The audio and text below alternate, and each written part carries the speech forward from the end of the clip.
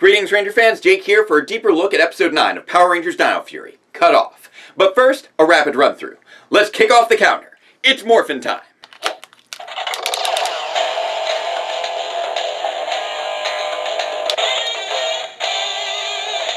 Okay, so we open on a forest where the Rangers are going camping and Ollie shows off his tech gadgets. Retractable walking pole, battery boots, which the others are oddly weirded out by. Seriously, why would having access to electricity out in the woods possibly be a bad idea? And they continue to be weirded out as he shows off his other gadgets at the campsite. Digital binoculars, mini electric chainsaw, jacket with little fans that pop out the shoulders. Okay, that one's weird. And after Zato gets launched out of the auto-swing hammock, they decide to cut it on the gadgets. No solar-powered toenail clippers for you. But Mucus is spying on them with the new Sporix beast, Rustafa, and they and Void Knight are launching a fancy new weather balloon device. Happy birthday to... No. But it gets snagged in a tree and they get spotted by the Rangers. Cue Morph Henchman fight. But unfortunately, Mucus gets the balloon loose and the baddies get away, leading the Rangers to demorph. Why would you do that? Right before the disruptor device on the balloon goes off, knocking out all their comms and teleportations, even blocking their phones. Which last I checked, run on electricity. So what was your issue with Ollie again? They want to get hiking back to the city, but Ollie decides to stick around and work on a new gadget to take down the balloon. Which the others somehow think is a bad idea? So they split up. Instead of morphing, which would let them jump really high with swords, anyway. Jane introduces J-Borg to a wishing well where Sporix shows up and gets nabbed by Void Knight and his crew. Call 555-0172 and get absolutely no service. The hotline down, the baddies are free to keep hunting while the Rangers keep hiking until they loop straight back to the campsite.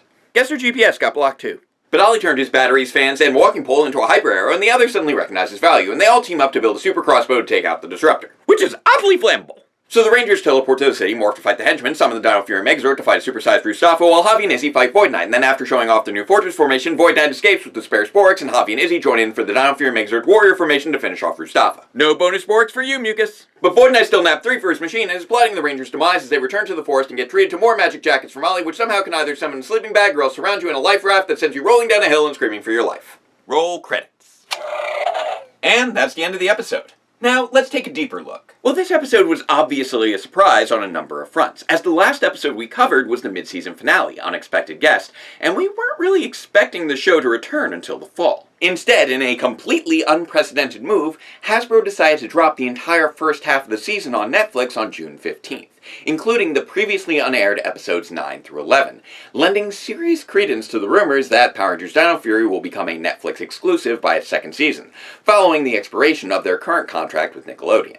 Plus, Power Morphicon Online recently unveiled a clip of episode 12 claiming that that one is coming to Netflix soon as well, so I just have no idea what's going on at this point. Maybe don't listen to my predictions. Despite having analyzed this franchise heavily enough to write a 500-page dissertation on the subject, I have no inside info on this. I'm guessing just like you are. But all that aside, I do intend to continue to review these episodes as if they were premiering on a week-by-week basis, so you can continue to see rapid run-throughs and deeper looks each Sunday at 8 a.m. for however many episodes end up actually getting dropped this month, or next month, or whatever. So let's actually talk about the episode itself, which I guess is sort of a mid-season premiere? Although the season only ended up taking a short break instead of a long break, and we aren't rolling straight through the second half of the season, and now we don't know how long the break between 11 and 12 will be, so maybe that one's the actual summer hiatus, or maybe we're just going to continue rolling out new episodes throughout the rest of the year, meaning that the whole concept of the summer hiatus has died again like it did from Time Force through RPM, meaning that this might end up being our only season that ever had a mid-season finale without having a mid-season premiere. But regardless, let's look at it like a mid-season premiere.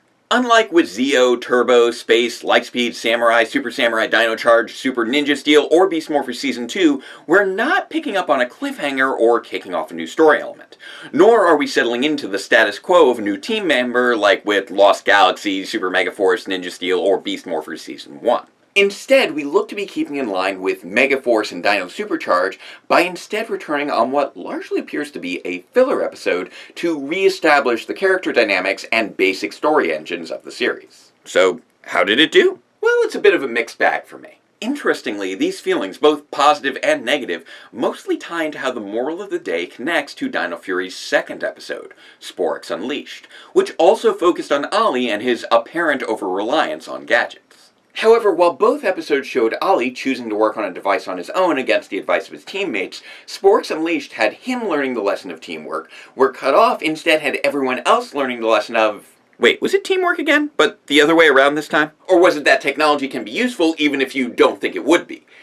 Or that you shouldn't abandon your friend even when he's being obsessive over weird things you don't understand, which, as an adult Power Rangers fan, I could totally be on board with. But whichever lesson was intended, it is interesting how similar the setup here is with Sporix Unleashed, to the extent that I was genuinely surprised when they subverted expectations by having the other Rangers learn the lesson this time, rather than our Focus Ranger. However, that only further highlights the biggest difference in the scenario was that Ollie's scanning drone didn't work out for them in Sporix Unleashed, but his Hyper Arrow did work out for them here, vaguely implying that the team really only values his interests insofar as they can have utility in the moment. Which isn't great. Like, that feels like a very transactional approach to friendship. I don't believe that it was intended to come across that way, but when the entire team is dismissive of his fascination with gadgets right up until one of those gadgets actually appears useful, suggests that their behavior would have been the normal and expected behavior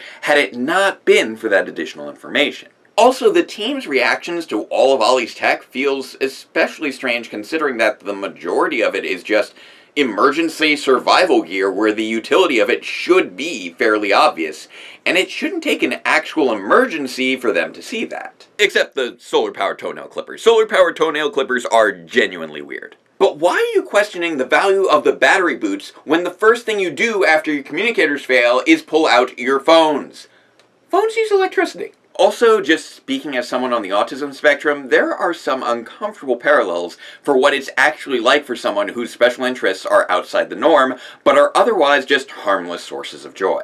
Ollie's sense of rejection here is pretty painful, and although I recognize that it was for the purposes of conveying a lesson about dismissing someone else's passions, the framing of the story seemed to normalize their initial reactions, with the later acceptance feeling much more like an exception than a general rule. Good lesson, but not great framing. Which is a shame because they actually had some great tools for framing the story exactly because they had similar circumstances in Sporix Unleashed. Rather than focusing on their overall discomfort with Ollie's obsession with gadgets, they could have simply brought up his past failure with the scanner drone, using that specific negative experience as the source of their distrust, and turning this into a mini redemption arc. Plus, since Javi and Izzy weren't present for those events, they could have been more on the fence, breaking up the team's oddly uniform dismissive behavior, and maybe even playing into Izzy's status as the youngest member of the team, making her more likely to embrace technology. I mean, come on, she said "okay boomer" 3 episodes ago. Izzy is clearly very online. But that would have eliminated the generalized dismissiveness that could be interpreted as normalized behavior, and instead made their actions very character-specific in a way that better informs the story. Now, I know that I've been very critical of how this episode handled the moral, but I do want to still call attention to a number of things that this episode did very well. Almost every single one of Ollie's devices ended up playing into the construction of his Hyper Arrow and Hyper Crossbow, which speaks to an excellent economy of storytelling, as well as setup and payoff. Although I would have liked to see those solar-powered toenail clippers in the mix. And once again, Void Knight continues to be an excellent villain. His disruptor worked almost exactly according to plan, disabling his enemies and allowing him to further his goals more than any previous episode, netting 3 new Sporix while still holding his own in battle. Although the one thing that would have made his plan just a little bit stronger would have been if the disruptor explicitly blocked morphing as well as communications and teleportation. But seriously, why didn't the Rangers even try to morph? It allows you to jump to the top of tall buildings and gives you a magic sword.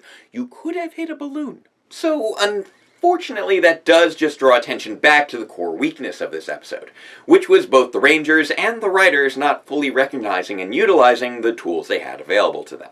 All that being said, this is an otherwise solid episode that does reestablish the characters and story engines, most prominently Void Knight's quest for the Sporix, while also delivering some strong action through the fights with the henchmen and the introduction of the Dino Fury Fortress formation, which is sadly unlikely to make any future appearances due to lack of Sentai footage. We also did get a few cute character dynamics in the form of Izzy's frustrations with her brother Javi over his love of marshmallows, and Amelia's burgeoning crush on Ollie being teased yet again. Though you would think that considering that they first met with her literally launching an electrified net at him in the woods, she would be more forgiving of his obsession with forestry tech. Huh. Bet that thing could have shot down a balloon. So make sure to join me again next time for a deeper look at episode 10 of Power Rangers Dino Fury. And if you would like to share this week's rapid run-through, you can find it as a standalone clip over at Morphin Legacy's YouTube channel. Please like, share, subscribe to us both, ring the bell for future notifications, and until next time, farewell Ranger fans, and let the power protect you.